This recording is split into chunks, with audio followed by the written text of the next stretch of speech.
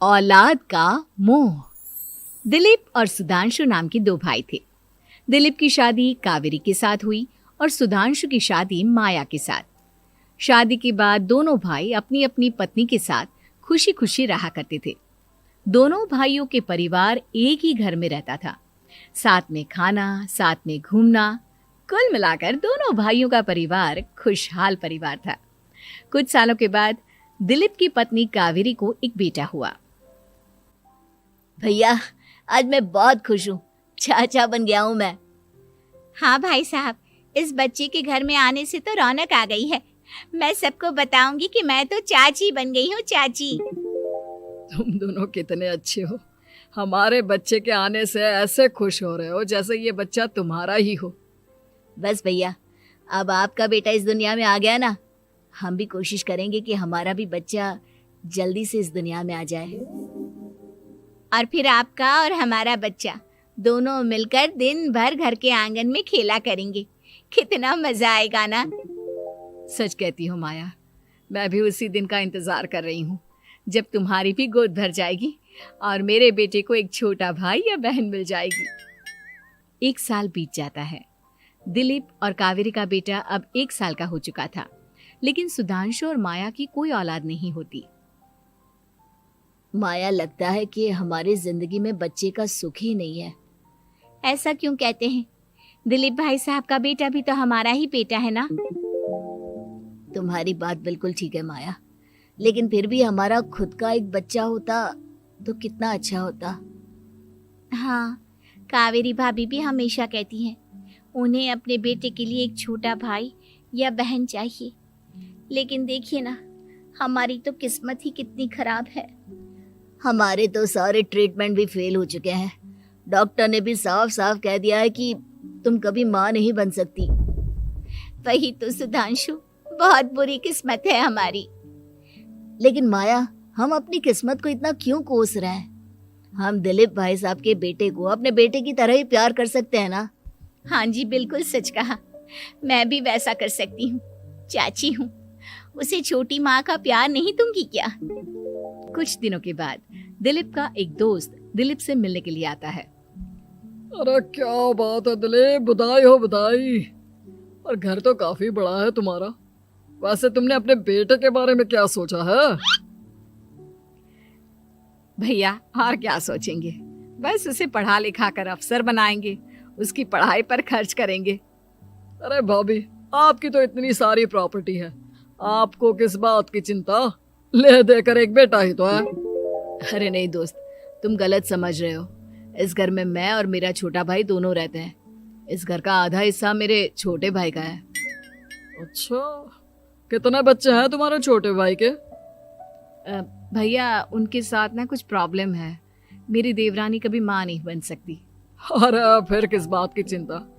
अरे मैं तो कहता हूँ अपने बेटे के भविष्य के बारे में सोचिए ही मत। बस ये घर उसके नाम करवा दीजिए। देखिए, आपके भाई का भी कोई बच्चा नहीं है तो सब कुछ आपके बेटे को ही मिलना चाहिए। लेकिन ऐसा करना क्या सही होगा? अगर उनका बच्चा नहीं है तो क्या हुआ? ये घर आधा उनका है, उनकी जो मर्जी है वो करे। अरे कैसी बात करते हो? उनकी कोई औलाद नहीं है, वो क्या करेंगे प्रॉपर्टी अपने नाम रखकर? हाँ, वैसे भाई साहब, आपकी बात तो बिल्कुल सही है। अब जो कुछ भी है वो हमारे बेटे का ही तो है। आखिर वही तो इस घर के वंश को आगे बढ़ाएगा। मैं कल ही देवर जी से बात करती हूँ। अगले दिन सुधांशु और माया, इधर आओ। तुम दोनों से एक बहुत जरूरी बात करनी है मुझे। बताइए ना भाभी, क्या बात है?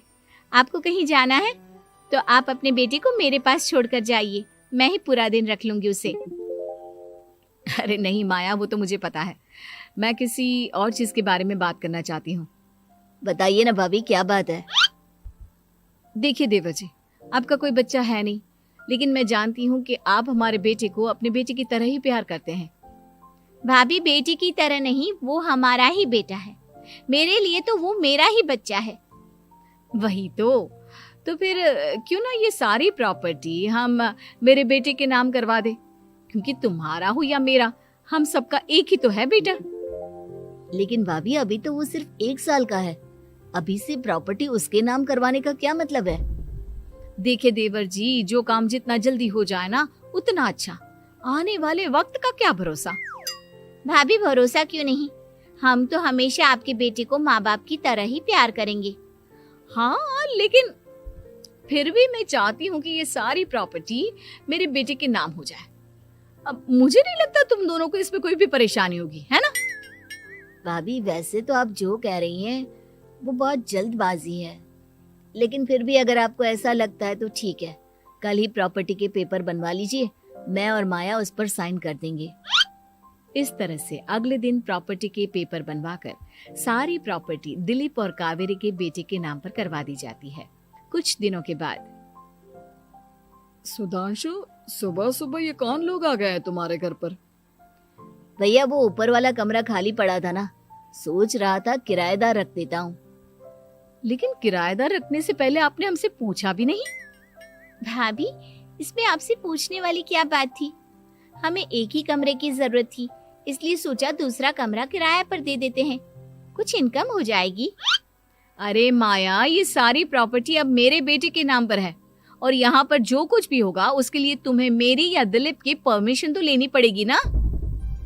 हाँ सुधांशु, तुम्हारी भाभी ठीक ही तो कह रही है। अब देखो, तुमने खुद अपने हाथों से ये प्रॉपर्टी हमारे बेटे के नाम की है, वह अभी बहुत छोटा है, तो इस घर से रिलेटेड सारे फैसले तुम्हें हमसे पूछ कर लेने चाहिए। भाभी हमें तो लगा था कि आप हम लोगों से बहुत प्यार करती हैं, लेकिन आप तो हमारे साथ भेदभाव करने लगी। अरे, इसमें भेदभाव करने वाली क्या बात है? और मैंने कौन सा तुमसे कुछ गलत मांग लिया? अरे ले देकर मेरा बेटा इकलौता इस पूरे वंश का वारिस है, सब कुछ उसके नाम है। तुम्हें इस बात से जलन क्यों हो रही है? भाभी माया को जलन नहीं हो रही, वो तो बस ऐसे ही कह रही थी। सब जानती हूँ मैं, इसकी खुद की तो कोई औलाद पैदा नहीं हुई, बस इसीलिए जब देखो तब मेरे बेटे पर बुरी नजर डालती रहती है। देखो माया, कावेरी तुमसे बड़ी है, वो जैसा कहती है वैसा करो। और वैसे भी इस घर पर अब तुम लोगों का कोई अधिकार नहीं है, वो तो हम लोगों की भलाई समझो जो तुम्हें अभी तक यहाँ रहने दिया है। भैया आप इतने कैसे बदल गए? इस प्रॉपर्टी ने आपके दिल से हमारे लिए प्यार पूरी तरह खत्म कर दिया है क्या? इसी तरह वक्त बीतता जाता है और देखते देखते दिलीप और कावेरी का बेटा प्रणव 25 साल का हो जाता है और उसकी नौकरी लग जाती है। पापा आज मेरा अपॉइंटमेंट लेटर आ गया है, मैंने सिंगापुर में जॉब ज्वाइन कर ली है। लेकिन प्रणव, विदेश में नौकरी करने जाने से पहले तुम्हें कम से कम अपने मम्मी पापा से एक बार पूछना चाहिए था ना।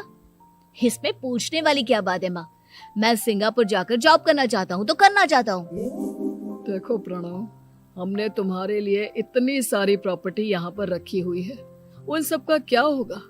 यहाँ रहो, बिजनेस करो। सॉरी पापा, मैं यहाँ रहकर कोई बिजनेस नहीं करने वाला, और ये जितनी भी प्रॉपर्टी आपने मेरे लिए संभाल कर रखी है ना, ऐसे ही किसी को दान में दे दीजिए, क्योंकि मैं सिंगापुर से वापस इंडिया आकर कभी नहीं रहने वाला।